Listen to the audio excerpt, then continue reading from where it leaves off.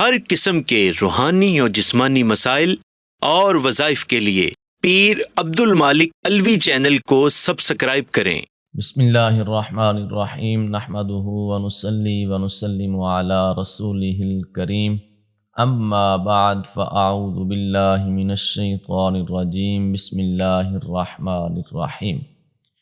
اللہم صلی علی سیدنا و مولانا محمد وعلی آل سیدنا و مولانا محمد وبارک وسلم۔ السلام علیکم ورحمۃ اللہ وبرکاتہ۔ 29 رمضان 29ویں روزے کا میں ایک خاص عمل آپ کو دے رہا ہوں، جس عمل کے کرنے سے اللہ تعالیٰ گناہوں کو معاف فرمائیں گے، جس عمل کے کرنے سے اللہ تعالیٰ رزق میں کشادگی عطا فرمائیں گے، جس عمل کے کرنے سے اللہ تعالیٰ اپنی برکتوں اور رحمتوں کا نزول فرمائیں گے، جس عمل کے کرنے سے اللہ تعالیٰ اپنے بندے کی تمام دعاؤں کو قبول فرمائیں گے، جس عمل کے کرنے سے اللہ تعالیٰ آسمانوں سے اپنی رحمت کا نزول فرمائیں گے، بارش کا نزول فرمائیں گے، جس عمل کے کرنے سے اللہ تعالیٰ دنیا و آخرت کی کامیابیاں عطا فرمائیں گے، جس عمل کے کرنے سے اللہ تعالیٰ مال میں برکت عطا فرمائیں گے، رزق میں برکت عطا فرمائیں گے، اولاد میں برکت عطا فرمائیں گے۔ اگر کسی کے ہاں اولاد نہیں ہے تو اللہ تعالیٰ اس کو اولاد نرینہ عطا فرمائیں گے۔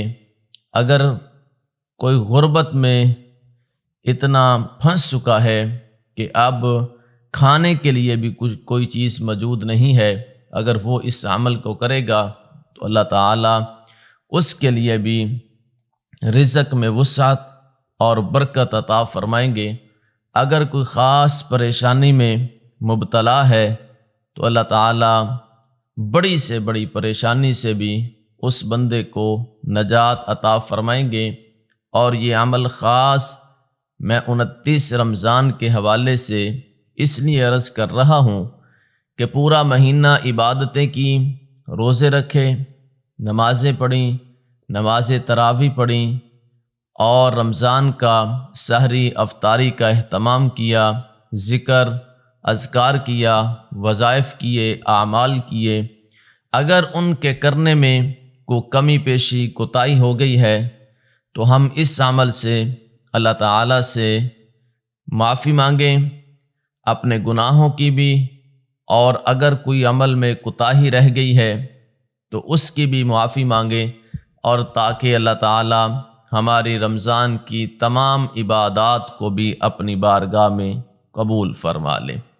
تو آپ کسی بھی مقصد کے لیے اس عمل کو کر سکتے ہیں۔ یہ عمل ہے استغفار کا، اللہ تعالیٰ سے اپنے گناہوں کی معافی مانگنا، اللہ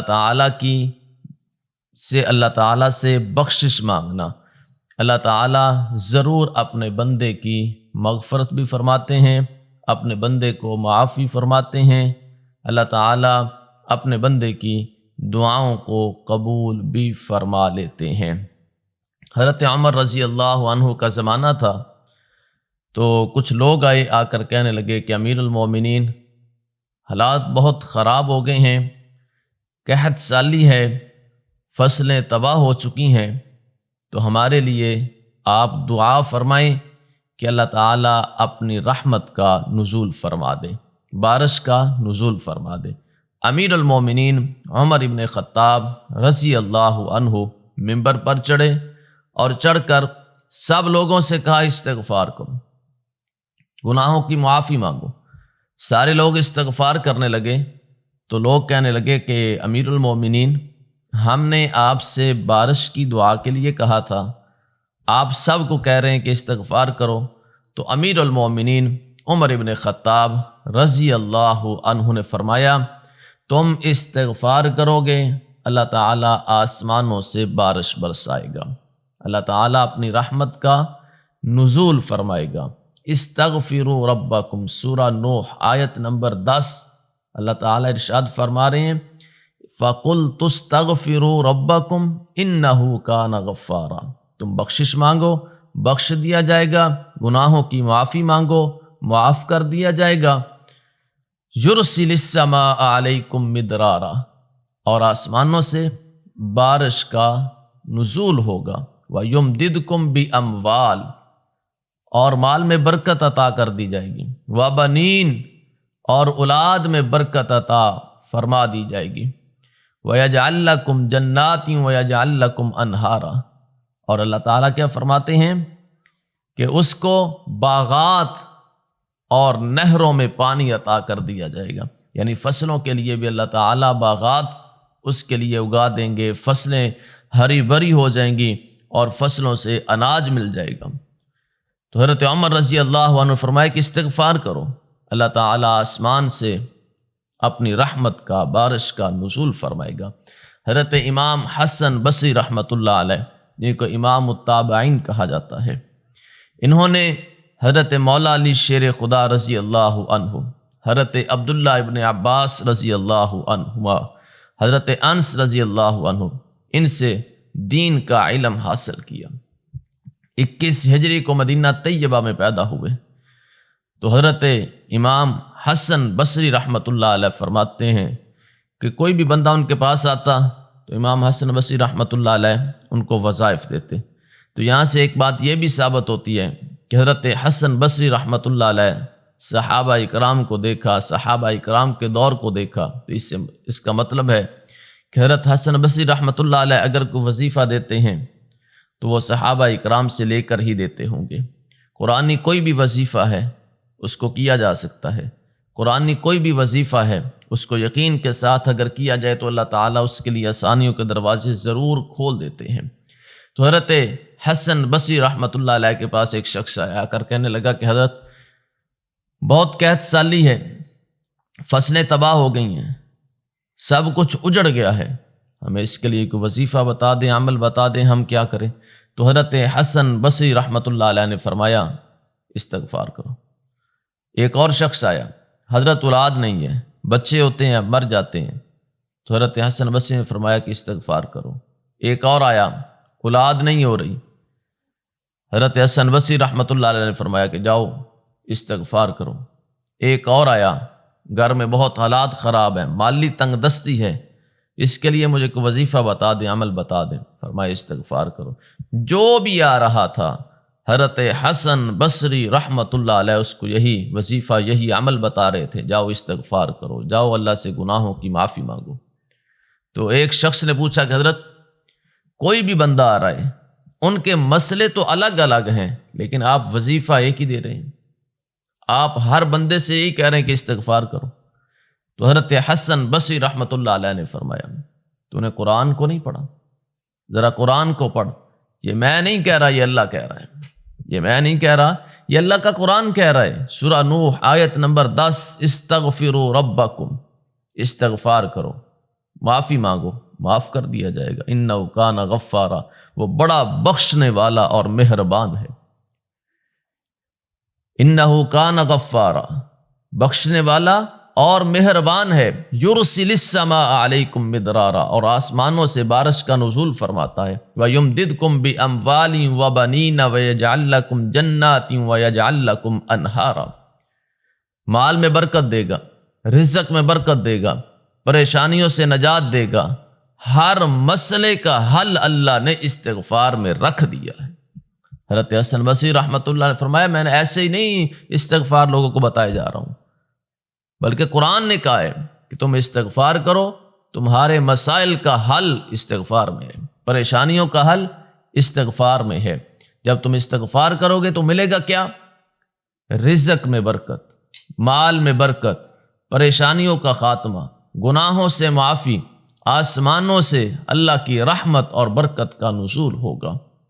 اسی طرح اولاد میں برکت ہوگی، اولاد نہیں ہے اللہ اولاد عطا فرمائے گا، بیٹے نہیں ہیں اللہ بیٹے عطا فرمائے گا، پریشانیوں کا خاتمہ ہوگا، آسانیوں کے دروازے اس کے لیے کھل جائیں گے، اور اللہ تعالیٰ اس بندے کی دعاؤں کو قبول فرمائے گا۔